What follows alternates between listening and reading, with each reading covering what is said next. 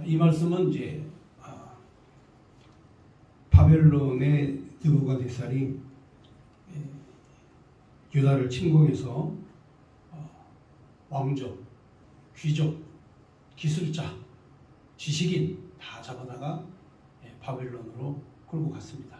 왜냐하면 똑똑하고 배운 사람들은 그 자기 제국을 건설하고 만드는데 필요한 인물들이고 또 그들을 노예로 데려가면 재산이 되지 않습니까? 그래서 그들을 다 바벨론으로 끌고 갔죠.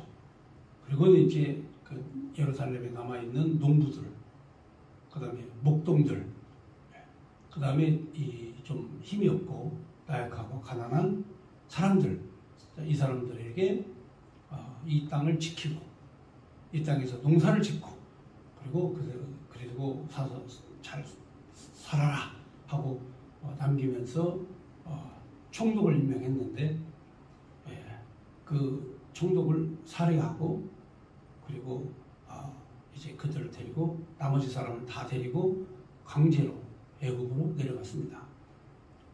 왜냐하면 사실상 그 바벨론 느부갓네살이 임명한 총독을 죽여 반역을 일으키고 바벨론 군인까지 죽였으니까 그 땅에 살아있다가는 바벨론 군대가 와서 다 죽을 것이 뻔하니까 애국으로 내려가서 애국 군대의 보호를 받자 해가지고 다 함께 난민들이죠. 난민. 이 난민들이 보따리를 싸가지고 강제적으로 애국으로 내려갔습니다. 하나님께서 사실은요, 이 유다 땅에 대해서 완전히 멸하신 게 아니라 70년간 바벨론 포로 생활을 하고 하나님께서 다시 돌아오게 하시겠다. 이게 하나님의 계획이셨죠. 자, 이 하나님의 계획과 섭리를 이스라엘 백성들이 자기 멋대로 바꾼 거죠. 그러니까 우리가 하나님을 섬길 때 가장 문제는 자기 멋대로, 자기 생각대로 사는 거예요. 그러면 불행이 시작되는 겁니다. 불행이라는 게 다른 게 아니라 하나님의 생각을 떠나면 그때부터 불행이에요. 내 생각대로 살면 행복할 것 같죠. 그런데 절대로 그렇지 않습니다. 하나님 앞에 순종하고 섬기고 살 때가 가장 행복합니다. 예를 들어서 갓난아이와 어린아이들 있죠. 어머니와 아버지를 바라보고 살 때 그때 행복했죠. 여러분 어린 시절 한번 들어가 보세요. 어린 시절 돌아가면 어린 시절로 돌아가면 어머니와 아버지 뜻대로 살아가면서 어머니가 해주는 밥, 어떤 밥이든지 맛있죠. 다른 부잣집이라고 하고 우리 집은 우리 집이라고 하지만 어머니가 준 밥은 무조건 맛있어요. 부잣집은 막 고기도 있고 산적도 있고 거기에 무슨 뭐 사대진미가 막 다 있다 할지라도 그건 별 신경 없어요. 나하고는 관계없어요.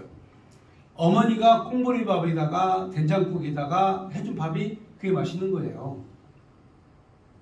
그러면서 그 가족과 함께 순종과 복종으로 살아가는 그 어린 시절의 마음이 그래서 그게 행복한 거죠. 그래서 예수님께서도 너희가 어린아이같이 되지 않으면 결코 천국에 들어가지 못한다고 하신 말씀이 바로 그렇습니다. 그 관계입니다. 우리가 어린아이 마음으로 하나님과 관계를 맺는 거죠. 근데 이 어린이가 떼뚱해가지고 저 혼자 생각이 막 있고 자기 고집을 막 피우고 요즘에 보면은 이 애들 잘못 건드렸다가는 큰일 납니다. 왜냐하면 학교에 가면은 이 집에서는 어머니가 보호하지만 학교에는 교사가 보호를 하거든요. 근데 요즘에 학생인권조례라는 게 생겼어요. 학생인권조례가 생겨가지고 어린아이에게 체벌을 한다. 옛날에 우리 학교 다닐 때는 그 선생님이 데리다가 막 이 빠따 있죠? 이 빠따로 막 까고 막 발바닥은 표시가 안 나요. 발바닥은 이제 두꺼워가지고 그래서 저는 발바닥을 많이 맞아봤어요. 그러니까 이 숙제를 안 해가면 선생님이 때리는데 어디를 때리느냐 표시가 안 나는데 손바닥도 별로 표시가 안 나요. 그 다음에 발바닥 여기는 표시가 별로 안 납니다. 왜냐하면 손바닥 발바닥은 이렇게 두꺼운 데가 있기 때문에 선생님이 거기를 아프게 탁탁 때리죠. 그런데 지금은 애들에게 손바닥 때렸다? 집에 가가지고 아이가 엄마한테 엄마 나 선생님이 손바닥 때렸어 난리 나는 거예요. 바로 폭력으로 교사 신고합니다. 그러니까 학생들이 무슨 짓을 하든지 간에 뭘 하든지 간에 선생님은 자기 볼일로만 봐. 자기 과정만 쭉 설명하고 얘기하고 시간 딱 되면 딱 듣고 그냥 나가면 끝이야. 인간적으로 아이를 돌보거나 그런 게 없어요. 그러니까 이번에 서희 초등학교 그 20대 여교사가, 초임교사입니다. 20대 여교사가 그 고통을 극복하지 못하고 교단에서 이 목숨을 끊는 사건이 생겼는데, 이게 그렇습니다. 지금 이 세상이 질서에 따라서, 하나님 질서에 따라서 움직여야 되는데, 하나님 질서가 어겨지면 그거는 고통이 시작이 되는 겁니다. 집안에도 마찬가지죠. 집안에도 이 가족 간의 질서가 파괴되면 그때부터 고통이 시작되고, 부부간에도 질서가 파괴되면 그때부터 고통이 시작이 되는 겁니다.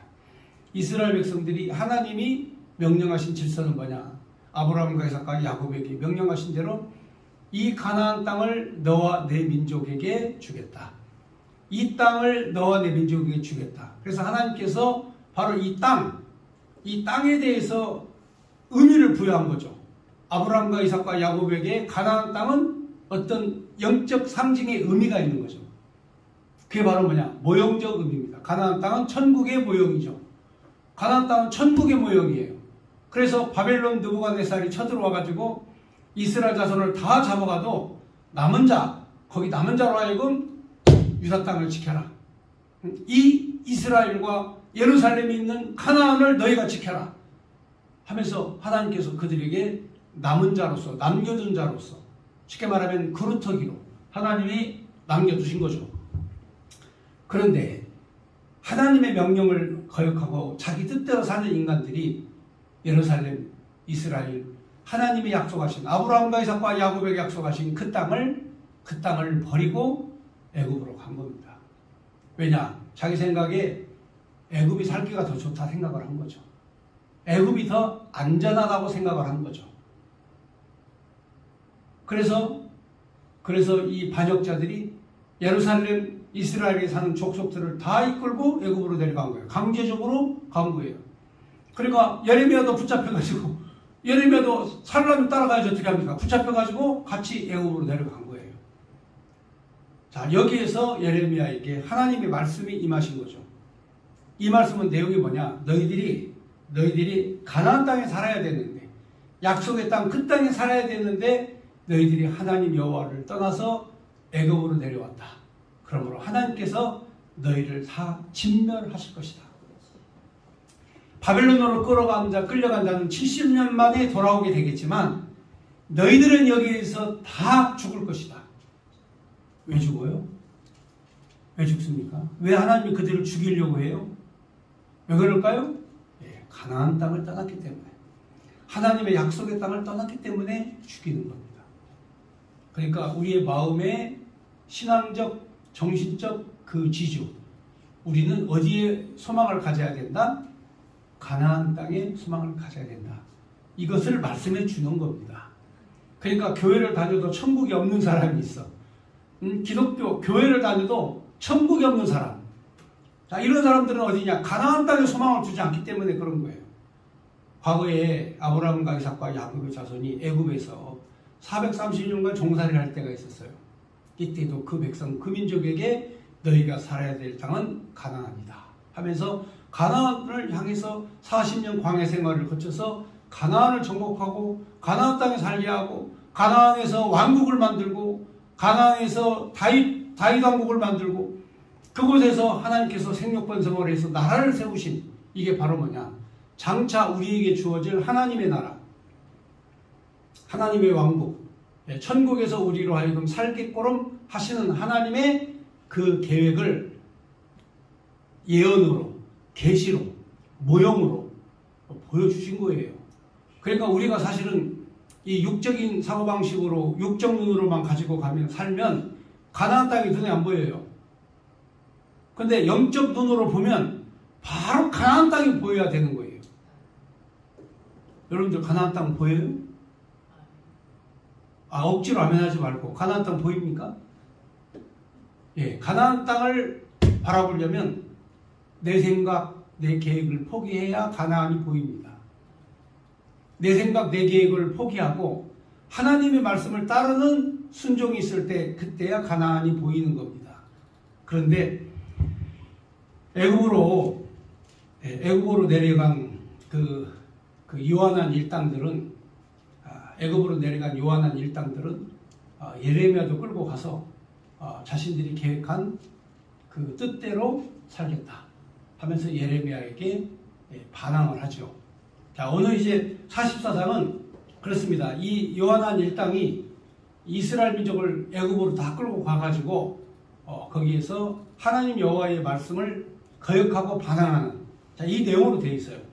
자, 그러면 44장 1절부터 한번 읽어가면서 말씀을 보도록 하겠습니다. 애굽 땅에 사는 모든 유다 사람 곧 믹돌, 다바네스, 높, 바드로스 지방에 사는 자에 대하여 말씀이 예레미야에게 임하니라 이르시되, 만군의 여호와 이스라엘 하나님께서 이와 같이 말씀하시니라. 너희가 예루살렘과 유다 모든 성읍에 내린 나의 모든 재난을 보았느니라. 보라, 오늘 그것들이 황무지가 되었고 사는 사람이 없나니. 자, 이스라엘 민족들이 이제 애굽으로 내려가서 네 지역에 이렇게 나누어서 살았는데, 이때에 예레미야에게 말씀이 있습니다. 봐라, 내가 예언한 대로 예루살렘과 유다에 지금 사람이 사느냐? 황무하게 되었다.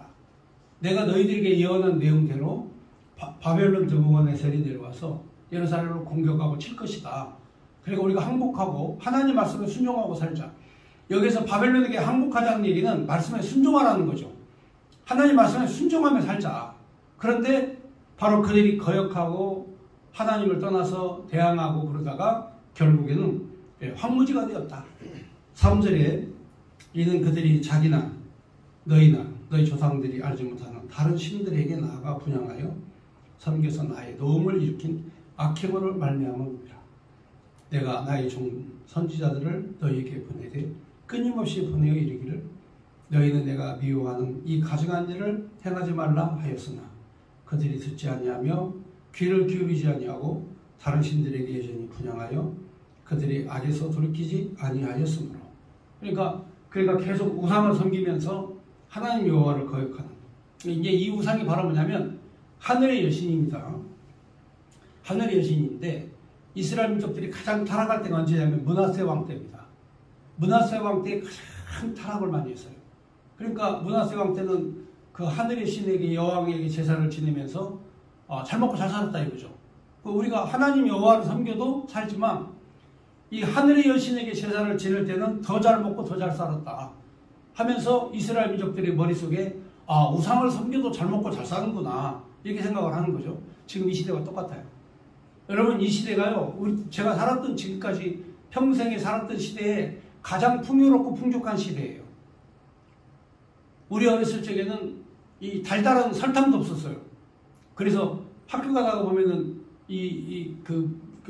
조그마한 구멍가게에 단물, 그 다음에 이 애기 주먹만한 박하사탕, 그 한 물팩 입에다 넣으면 막 하루 종일 쪽쪽 빨아서 먹으면서 먹을 게 없으니까. 시골에서는 먹을 게 박하사탕도 없었죠.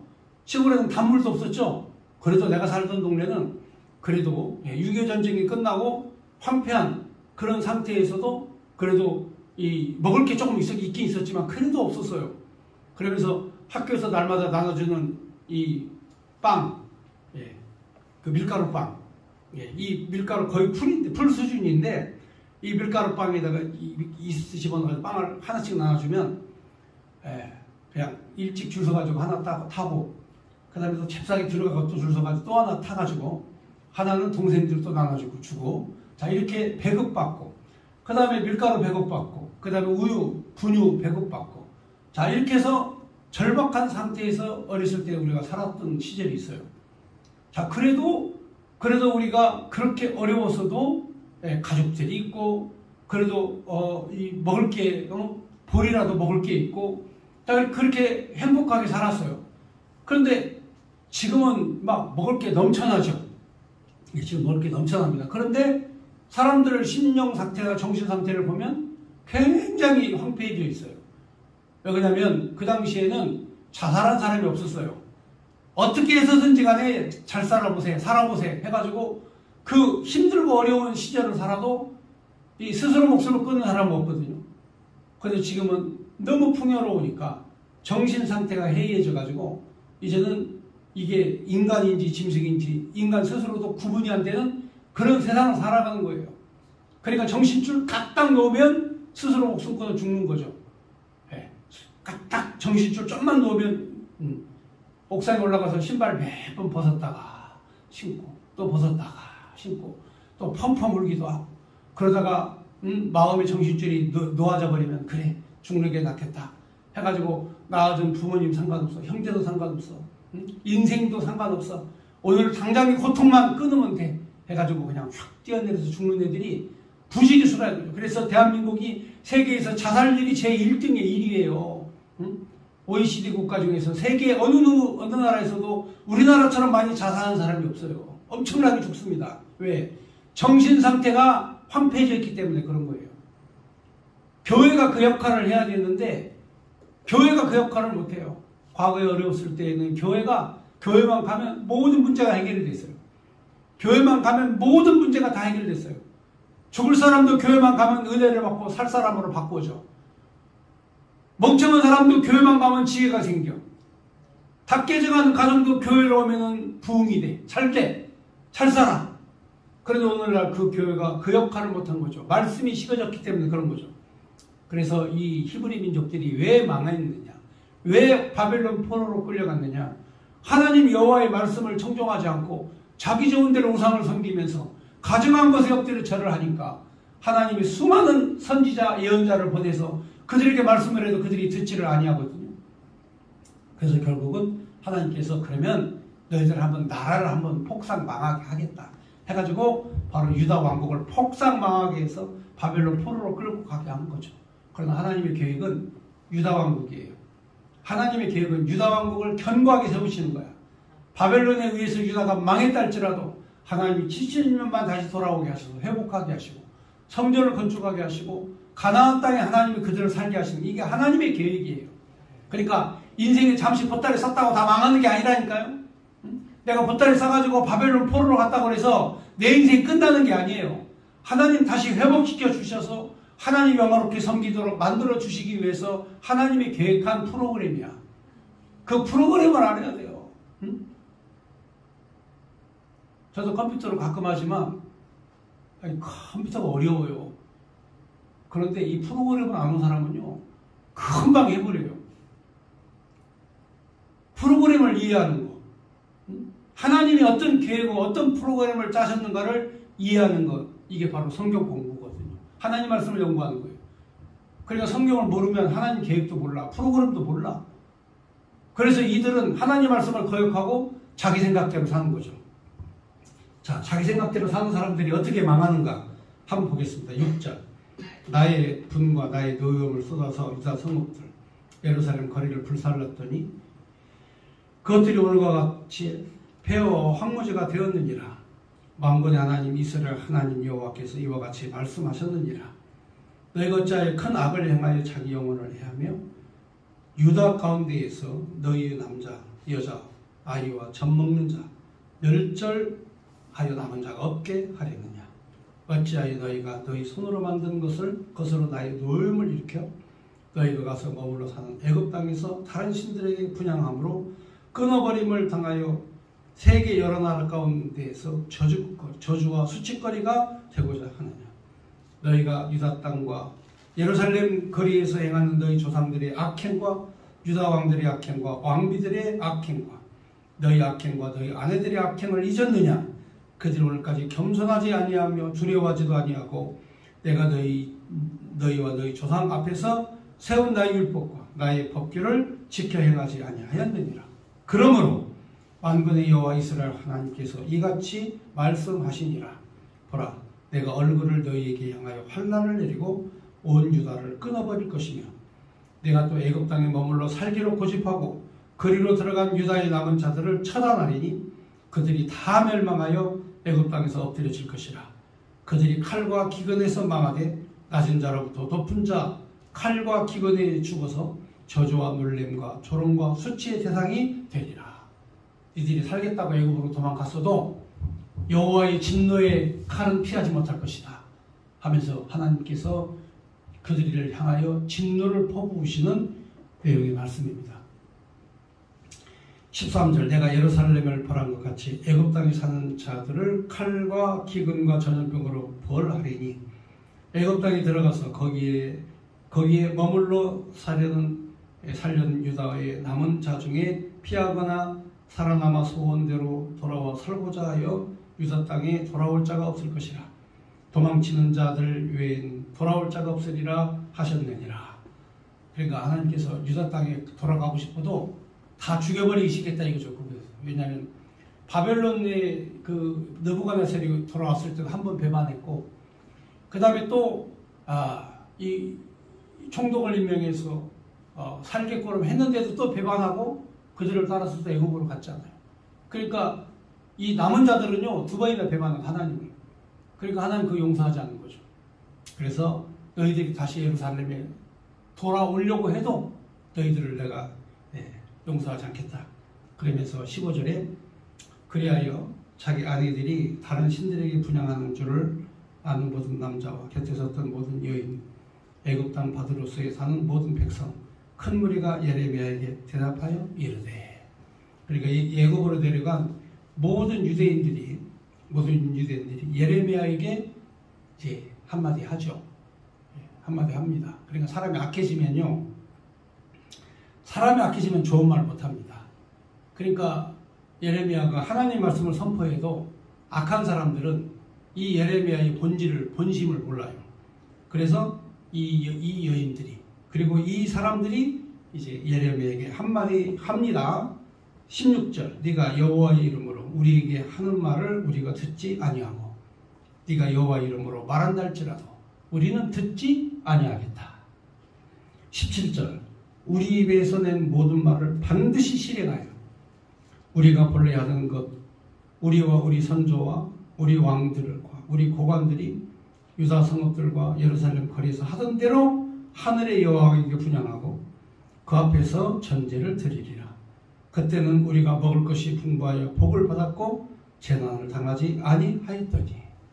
이게 이제 므낫세 시절 때 한 거예요. 므낫세 왕 때 그러니까 나라가 유다 왕국이 606년에 멸망을 했거든요. 바벨론이 쳐들어와서.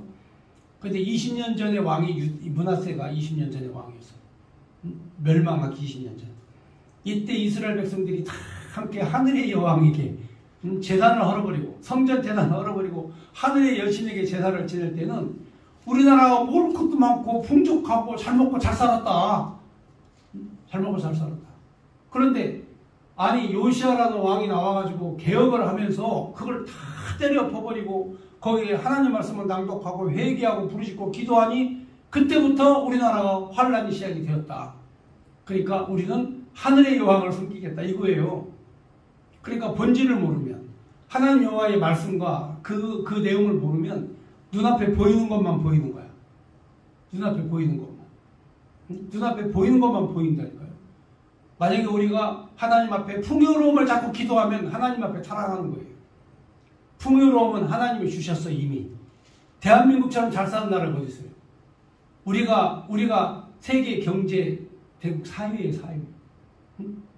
우리 한국 돈으로요.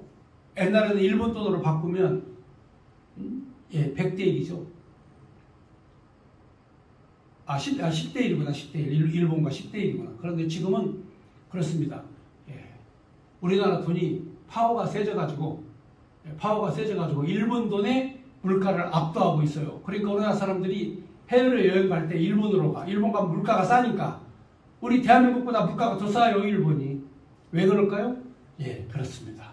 4만 불이 넘어가지고 일본 1인당 국민소득을 능가했어요. 일본을 능가해버렸어 우리나라가. 자, 우리나라가 일본에 가서 잘 먹고 잘 살 수밖에 없는 게, 자, 먹는 식료품이 일본이 싸죠. 그 다음에 우리나라는 교통비가 일본보다 엄청 쌉니다. 그 다음에 숙박비가 일본보다 엄청 싸요. 우리나라가. 그러니까 풍요롭게 사는 거예요. 과거에 세계 경제대국 2위가 일본이었거든요. 근데 일본을 능가하는 경제를 가지고 있으니 얼마나 잘 먹고 잘 사냐 그 말이에요. 깜짝 놀랐어요. 일본의 경제 성장을 뛰어넘고 우리가 4만 불 시대에 가 있다. 깜짝 놀랐다니까요. 일본 사람보다 더 잘 살 건 꿈에도 생각 못했죠. 근데 그게 현실화되어 있어요. 우리나라 그렇게 잘 삽니다. 응? 금덩어리보다 더 비싼 이 반도체 칩을 우리나라에서 세계에서 제일 잘 만들죠. 그리고 이 오대양 육대지에 떠다니는 배 중에 최고급 배는 다 우리나라에서 만들어서 해외로 수출해서 판 배들이죠. 이제 심지어는 탱크, 야포, 그다음 심지어는 전투기까지 만들어서 파는 나라가 될 줄이야 누가 생각이 났겠습니까? 이렇게 잘 먹고 잘 사는 나라. 예, 부유함에 대해서 먹고 사는. 그래서 주님께서 먹을 것만 있으면 뭐단 줄 알아라? 족한 줄 알아라. 그러니까 더 이상 욕심을 낼 이유가 없어요. 그런데 이 애굽으로 이사를 간 이 사람들이 하는 얘기 들어보세요. 만군의 여호와 하나님을 섬길 때보다 므낫세 시절에 하늘의 여왕에게 섬겼던 그 시절이 우리가 더 잘 먹고 잘 살았다. 이렇게 얘기를 하는 거예요. 그러니까 믿음과 신앙의 본질이 없는 사람은 눈앞에 있는 것만 본다 이거죠. 눈앞에 있는 것만. 내가 하나님의 얼마나 큰 은혜를 받고 사는 줄을 몰라. 대한민국 땅에 태어난 것이 얼마나 큰 복인지를 몰라.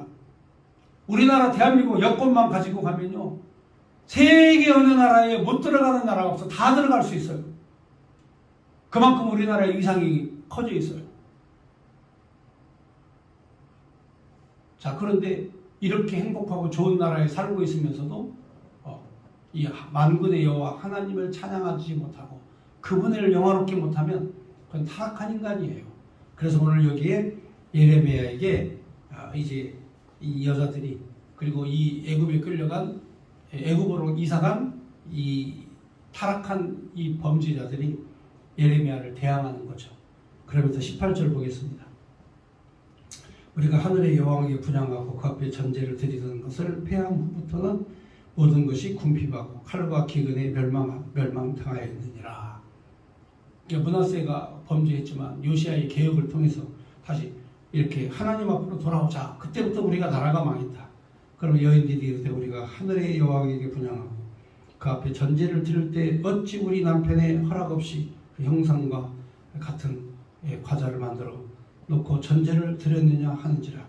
예레미야가 모든 남녀 모든 무리 곧 이 말대로 대답하는 백성에게 일러 이르되 너희가 너희 선조와 너희 왕들과 고관들과 유다 땅 백성이 유다 성읍들과 예루살렘 거리에서 분향한 일을 여호와께서 기억하셨고 그 마음에 떠오른 것이 아닌가.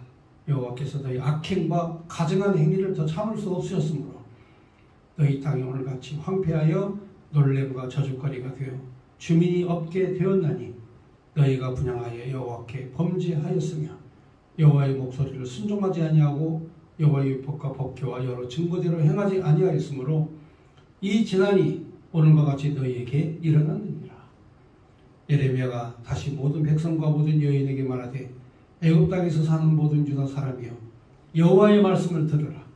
만군의 여호와 이스라엘 하나님께서 이와 같이 말씀하시되 너희와 너희 아내들이 입으로 말하고 손으로 이루려 하여 이르기를 우리가 소원한 대로 반드시 이행하여 하늘의 여왕에게 분향하고 전제를 드리라 하였은즉 너희 소원을 성취하여 너희 소원을 이행하라 하시느니라. 그러므로 애굽 땅에 사는 모든 유다 사람이여 여호와의 말씀을 들으라. 여호와께서 이 말씀하시되 보라 내가 나의 큰 이름으로 맹세하였은즉 애굽 온 땅에 사는 유다 사람들이 입에 다시는 내 이름을 부르며 주 여호와는 살아계심을 두고 맹세하노라 하는 자가 없으리라. 보라 내가 깨어있어 그들에게 재난을 내리고 복을 내리지 아니하리. 애굽 땅에 있는 유다 모든 사람이 칼과 기근에 망하여 멸절되리라. 자, 이 말씀을 읽으면서 은혜가 돼야 되죠. 예레미야가 하나님 말씀을 선포해도 싫다. 우리는 너의 말을 듣지 않겠다. 만군의 여호와 하나님을 우리가 왜 섬기느냐. 우리가 하늘의 여신을 섬길 때 더 잘 먹고 잘 살았다. 그러니까 우리는 만군의 여호와 이름을 받들지 않겠다. 이제 우리는 하늘의 여왕을 섬기겠다. 이런 거예요. 그러니까 참 예레미야도 답답하죠. 힘들죠. 백성들이 말씀을 거역하면 힘들고 지도자는 힘든 거예요. 그냥 말씀을 따르지 않는 거죠. 자, 이게 이 말씀을 읽으면서 말씀이 강팍한 자, 화인 맞은 자, 이런 사람들은 하나님의 말씀을 들으려고 하지 않아요. 똑같이 예배 시간 설교를 해도요, 성경을 잘 듣고 관심 있게 잘 들으려고 하는 사람이 있고, 말씀을 소홀하게 생각하는 사람이 있어요. 자기의 의의가 강한 사람. 이 사람들은 말씀이 잘 귀에 안 들어와. 그런데 순종하고 복종한 사람, 마음이 선하고 깨끗한 하나님의 종들은요, 한 말씀 한 말씀이 옥토에 떨어진 말씀처럼 이게 베끼는 거야. 말씀이 탁탁 베끼는 거예요. 아니, 예레미야 선지자가 살아가지고 말씀을 해도 우리는 네 말 안 듣는다 할 정도 되면 얼마나 양심에 화인을 맞았겠어요. 화인 맞은 자예요. 그 말씀을 못 듣는 거예요.